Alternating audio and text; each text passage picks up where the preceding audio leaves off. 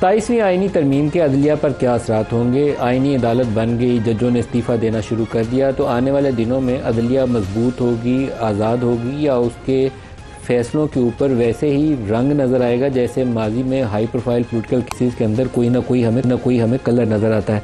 अगर तो वही सूरत हाल रहती है तो ज़्यादा अबतरी के इम्कान ज़्यादा हो जाएंगे कि हमारा जो जुडिशल सिस्टम है वो इंसाफ करने से कासिर रहेगा।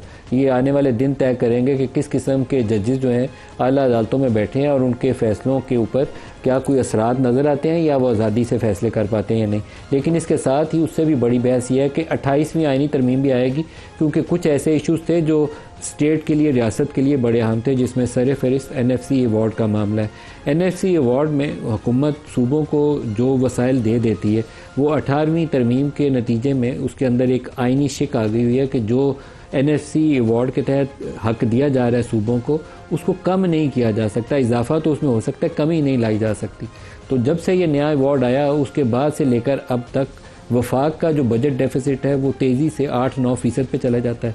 सालाना हम 8-9 हज़ार अरब रुपया बैंकों से उधार लेते हैं जो हमारा नेशनल डेट में ऐड हो रहा है। पिछले अगर चंद सालों से हम अपने नेशनल डेट के नंबर सामने रखें तो हमारा जो एक्सटर्नल डेट है उसमें उतनी बड़ी मिकदार में इजाफा नहीं हुआ जितना तेज़ी से हमारा जो कौमी कर्जा है, पाकिस्तानी बैंकों से लिया हुआ कर्जा है, उसमें तेज़ी से इजाफा हुआ। और उसका बड़ा सबब जो है हमारा बजट डेफिसिट है। सूबों को अब हम IMF के साथ क्योंकि एक एग्रीमेंट में है तो सूबों को हम मजबूर करते हैं हर साल बजट अनाउंस करने के बाद कि आप एक ख़ास रकम उसमें से इजाफी सरप्लस बजट की बनाएंगे। वो होता क्या है कि हम उनको 2000 अरब दिया, उसे कहते हैं 1500 स्पेंड करोगे, 500 इजाफी बजट पेश करोगे। 500 को हम लाते हैं वफाक में, IMF को बताते हैं कि वफाक का तो डेफिसिट था 10,000, 500 हमने पंजाब में बचाया, 250 सिंध से, 250 KP से, कुछ 100 अरब हमने बचाया बलूचिस्तान से, अब हम इसको 8000 अरब पे ले आए। इस तरीके से हम बजट पिछले 3-4 सालों से बना के प्रेजेंट कर रहे हैं and this is not sustainable. अब हम डिफेंस के लिए भी पैसा उधार लेते हैं, तो इसको दुरुस्त कैसे करना ये एक बड़ा चैलेंज है, लेकिन दुरुस्त तो इसको करना पड़ेगा। डिफरेंट फार्मूलाज हो सकते हैं लेकिन इसकी इस्लाह करनी पड़ेगी।